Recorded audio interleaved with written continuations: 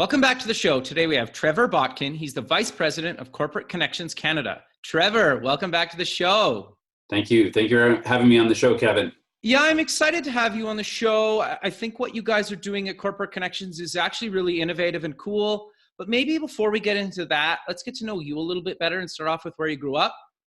For sure. So I was actually born in Denver. Okay. And in the late 70s, my entire family moved to Winnipeg, Canada, which was a vertical shift.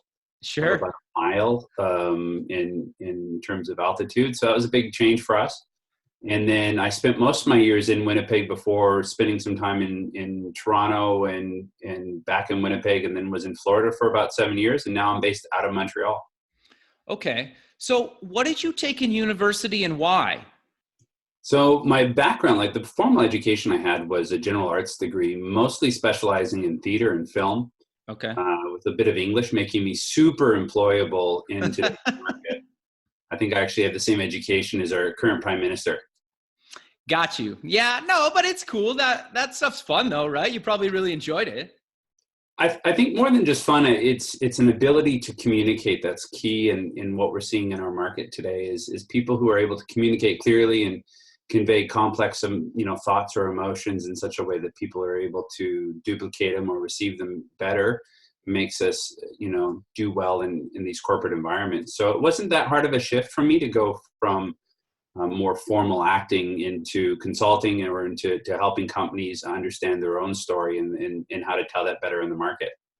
Very cool, man. So walk me through your career up until Corporate Connections, because you've done a ton of stuff in a bunch of different industries, and it's actually quite fascinating.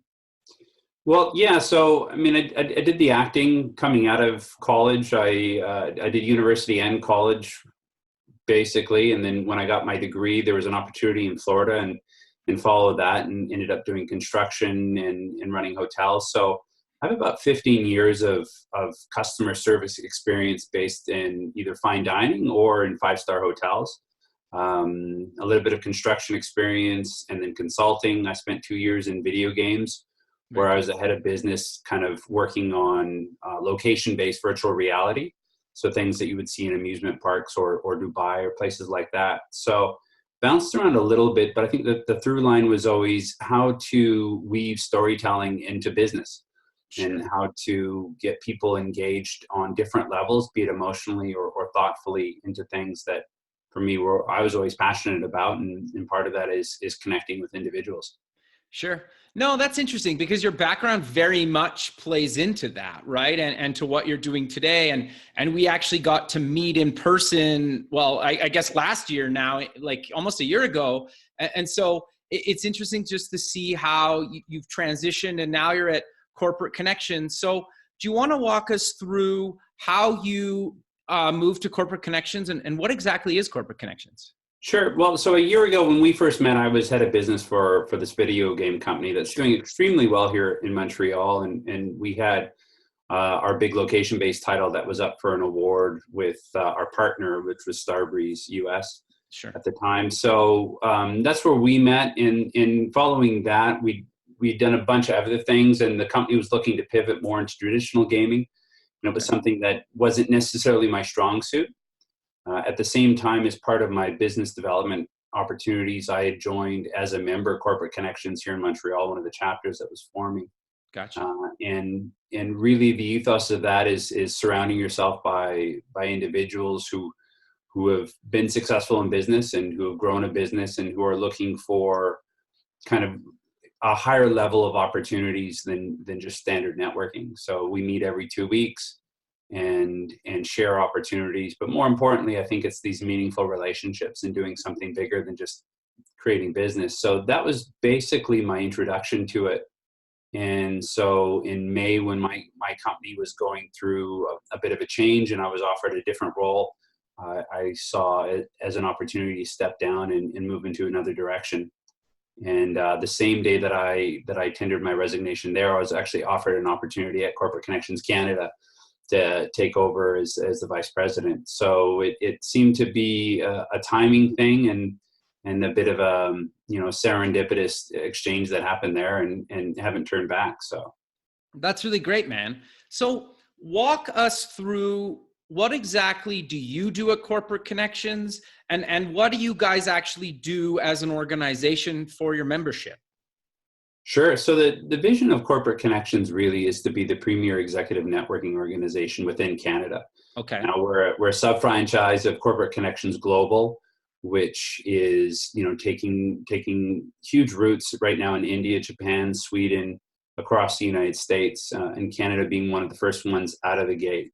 Very So cool. we have chapters in BC, Alberta, Ontario, and the kind of our big stronghold is here in Montreal. And we really, it's just about empowering business leaders to create some meaningful change. And we do that through some traditional business networking in Okay. terms of identifying and helping our members find opportunities. And more importantly, we do some great professional development for our members. And the last part of it would be more sort of a mentorship or kind of peer mentoring, where our groups kind of break up into smaller groups where they can really focus on helping each other with problems that wouldn't be necessarily appropriate or applicable to the overall larger group. Sure. So my role is as the VP Canada, obviously, the first priority is making sure that all of our members are leveraging Corporate Connections as a tool correctly. It's only as good as the user at the end of the day who's using it. So helping them leverage that to the best of their ability. And then also I'm focused heavily on expanding the brand into emerging markets, which for us right now is Toronto and Ottawa. Got you. No, that makes a lot of sense.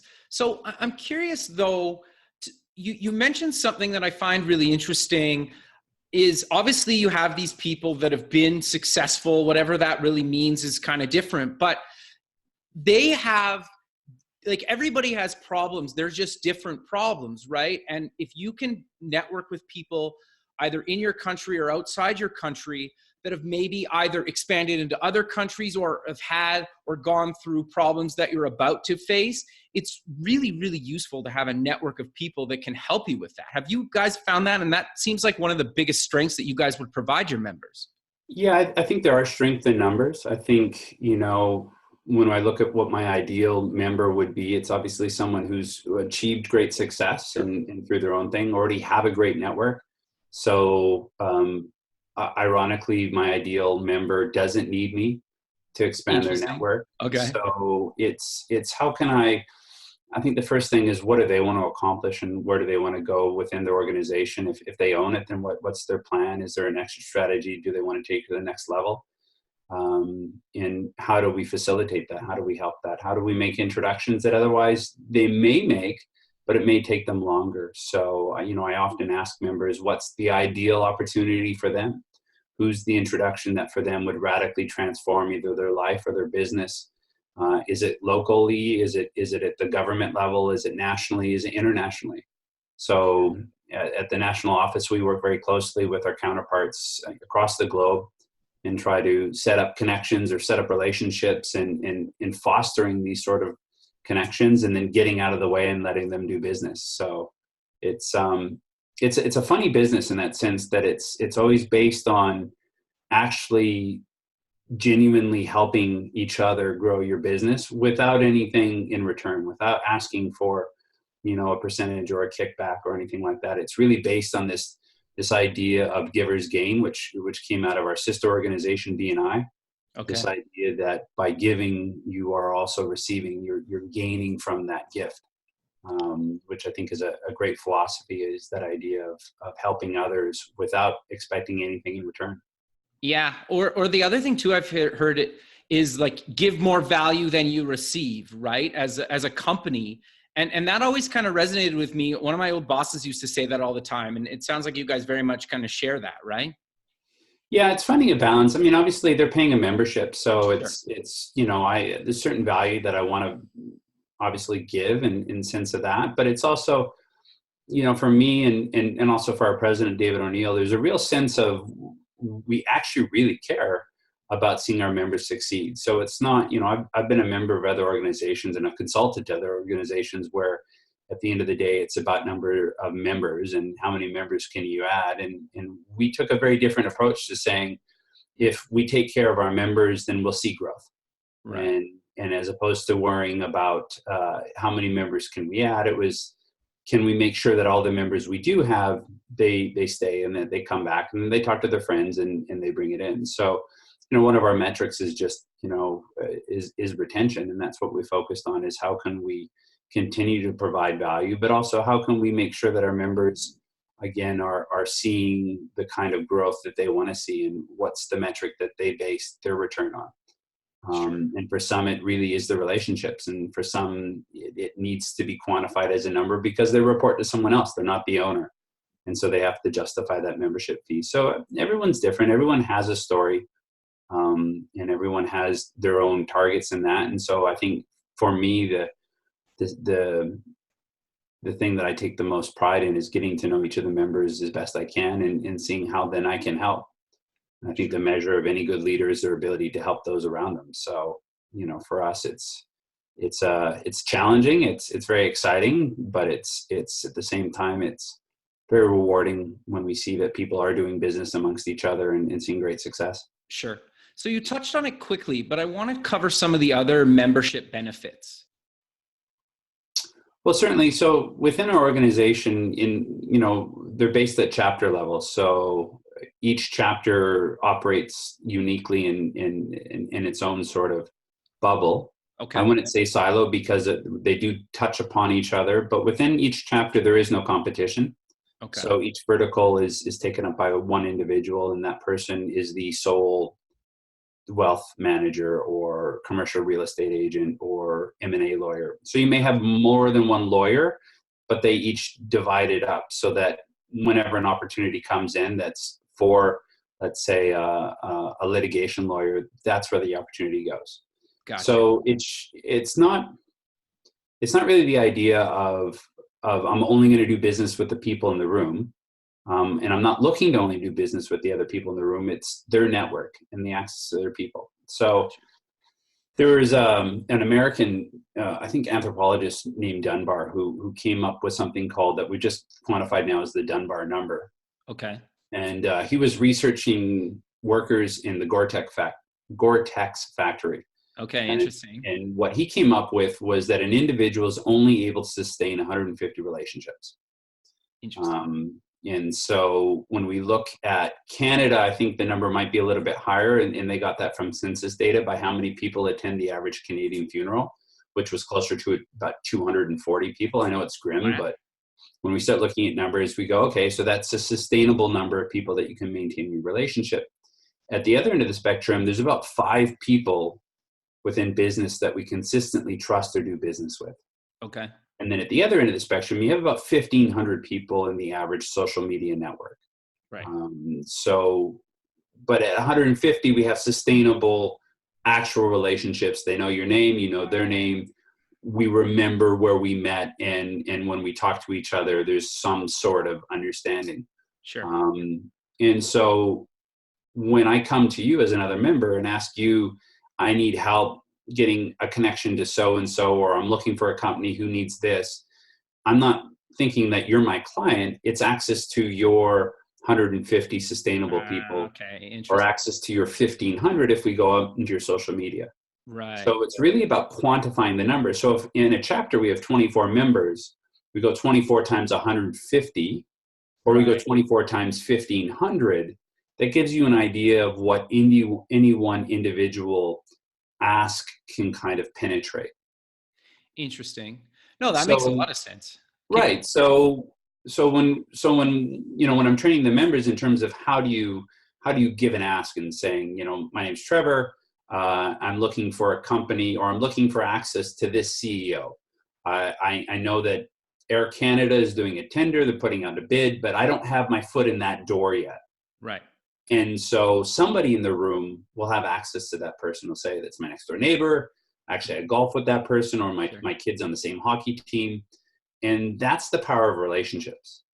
And it's not who you know, but it's how well you know them. So then it's like, let's talk offline. Let's find out what you need or what your thing is. And let me figure out what's the best introduction between you and that individual. Sure. And so that's how the typical meeting goes. It's that everyone has an opportunity to say who they are, what they're doing, and really focus down to, this week I need an introduction to so-and-so. does anyone have that introduction or that? So we go through our LinkedIn's, we work it out and figure it out. So it's very strategic. It's a structured process, and it's a way that facilitates very quickly going from A to B. It's not a shotgun approach. It's more of a sniper approach when we talk marketing. Makes and sense. that. So it's all about, you know, there's funny, there's an interview with Bill Gates and Warren Buffett, and Warren Buffett pulled out his little agenda, threw it on the table and showed it, and they're flipping through it, and the interviewer, whose name I'm pulling a blank on, he's like, it's empty. There's basically nothing in it. And he goes, no, because I can buy anything I want. This is Warren Buffett. I can literally buy anything I want, except time. Yeah, interesting. So the thing I'm most protective of is time. And it's the thing I hoard the most because I can't buy it. Sure. So I think my job is to protect that time and do that. So it's the same thing for our members, to say, the more successful you are, the busier you are, the higher you move up within an organization, you're probably paid more, you have more staff, but you don't get more time. Yeah. So part of the promise of corporate connections is that it's to get back time. So instead of you Googling something or searching something, you ask the group, and the group comes back with their best practices or their connection or their uncle or whatever it is. And if you expand that to a global kind of paradigm, when our members say, I'm going to France and I need to know who do I connect to in France that handles this, we just reach out to our counterparts in France, and it's the same process. So it really is, at the end of the day, it's about saving time. So it's a long way of going back to our benefits. But, first off is that you're on your own in that there's no competition in the room. Right. It's about saving time. We do high-end professional development and in that, and then it's lifetime relationships in terms of when you need something, you have people that not only know you, they have affinity for you, and they've got your back. And I think in our society, as we further fragment, as we go more digitally in terms of we're connected socially, but we're not that, as we move away from organized religion, where many of us no longer attend a church regularly, we're not Rotarians, we're not, members of the Masons. As we move away from these structures of where we could just turn to the person next to us and say, hey, I'm painting my roof, I'm painting my house, who did you use? As we disconnect physically, it's harder and harder for us to get those quality referrals.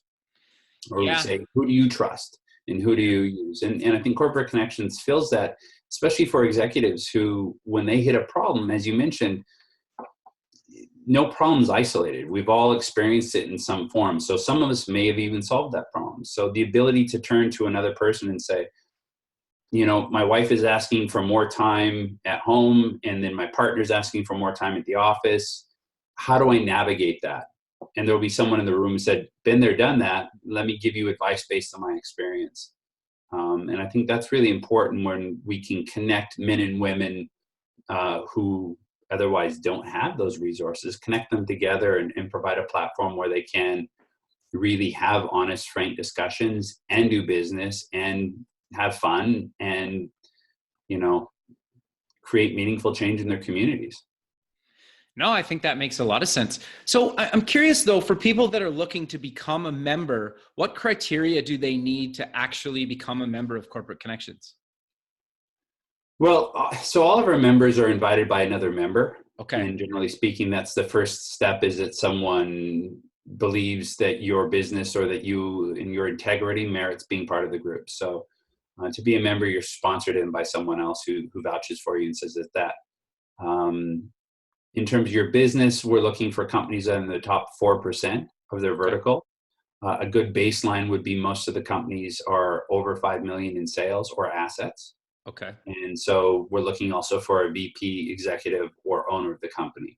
Okay. So anyone in that C-suite who's a VP or director, president, CEO, ideally it's someone who's also doing business development or who is managing the day-to-day, so that they'll see the greatest benefit of having a network of people. So, it depends. There's not any one sort of formula, but that 4% of their vertical. Some companies in Canada don't have 5 million in sales, but are definitely in the top 2 or 1% of their vertical. So it really depends. It's case by case. But that first thing is being vouched for by another member who says, yeah, that's great. When they come to us outside of that, then there's an interview process long before they would do that. And just to find out, what are their goals? What are their ambitions? Are they there to receive? Or are they there to give? And kind of what kind of fit will they be to any individual group? So a lot of it's curating more than recruiting. No, that makes a lot of sense. So can people start their own chapter if it's not currently in a city that they live in, or how does that process kind of work? Yeah, so we're looking at further expansion across, certainly across Canada. I know there's other pockets that are popping up. They can certainly reach out to the Canadian office. The starting a chapter is definitely possible, and we have support. Most of our materials are now in both languages, so we have certainly all the English material, and we're working on filling out all the French, being here in Montreal. So, I definitely want to, by the end of the year, start looking at other markets like Winnipeg. I think Halifax is a great place to be as well. The East Coast is certainly underserved. There's some great companies popping up out there. Definitely want to see stuff in Calgary going on. Right. I know our 2 chapters in Edmonton are quite successful. So it's definitely something that if someone was seeing this and said, oh, that's what I want in my market, it's a conversation we can have, and we can start looking at how we can support that or how we can grow in that market. But for now, it's kind of hands-on for me. So it really depends. But again, being in Vancouver, Edmonton, Ottawa, Toronto, Montreal, we've got a good first step on that. If you're interested in you're in a smaller market, or you're not quite at that 4% or 5 million cap, then definitely our sister organization, BNI, same principle, a lot of the same concepts. They meet every week instead of every other week. Okay. And that would be a great option because they're a massive group across Canada and doing incredible things in almost every market. No, that makes a lot of sense. So we're kind of coming to the end of the show, but I want to close with mentioning where people can get more information about Corporate Connections, and any other links you want to mention, maybe some social media. Well, certainly. I mean, we're on LinkedIn, so that's kind of where we've focused in terms of Corporate Connections Canada, is focusing on our LinkedIn profile. I will admit it's not up to where I want it to be, and by the end of this year in 2019, it's definitely a priority for us to put more content. Sure. And content that we're curating from our members and for our members. So we're definitely there at Corporate Connections Canada. And then also on the web, it's corporateconnections.com, which is our global website, and you can find a chapter there. So it is a global organization, and Canada is kind of leading the charge in terms of number of that. But I think our friends in India and in Japan will quickly catch up to us. It's something that I think speaks very well in their demographic as well. So we're very excited about what will happen in 2019. It certainly bodes well for all of our members to have access to other markets as well. Sure. And it seems like a lot of those other countries you're expanding into are just in like this huge economic boom right now. Not saying they necessarily weren't maybe before, but it seems like they're more and more in kind of the media as kind of just constantly growing really fast. Is that fair to say? Well, if you look at India, and yeah, sure, there's explosive growth. I think there's a real entrepreneurial spirit in India and in that market. So, and I think we're going to see more of that. Certainly Dubai and Bahrain. There's a lot of, in the Middle East, I think there's a lot of people pushing out and creating companies, and they're exploding. And I think it's fabulous. So I think what we'll see is a continued growth from there. What excites me is that there's a lot more Canadian businesses who are starting to see opportunities overseas. Yeah, makes sense. And where they can grow not just south of the border, but where they can grow into other markets, or they can create partnerships where there's a value both to them and to another market. So we had a whole group from India over here at the beginning of the summer, and those relationships continue strong. So, providing Canadians more access to these markets where you don't necessarily have to get on a plane and go, knock on doors and figure out who do you do. But, because both sides have been vetted, it's kind of a shorter period to find relationships that mean something and where we're all playing on the same sort of pitch, which makes a lot of sense. So I'm excited to have for Canadian businesses, sure. Especially if they want to grow. As the US comes online in 2019, we'll see a lot more expansion that way and a lot more opportunities for Canadian businesses who want to see expansion to the States. As we go into this time where more and more indications that we may have a repeat of 2008, or there's a lot more talk about recession, I think having these relationships are a great way of recession proofing yourself. Sure. Where we're understanding, markets and going that this isn't the time to kind of hole up and dig a trench and try to hide. It's a time of pushing out there and making connections and making relationships across the globe so that you're a little bit more set up in case something goes down like 2008. Yeah, no, makes total sense. But sadly, we're out of time. If people want more information, they can go to corporateconnections.com. And Trevor, again, thanks for being on the show. And I look forward to keeping in touch with you, and have a good rest of your day, man. Thanks, Kevin. Happy New Year to you. Thanks. You too. Okay. Bye.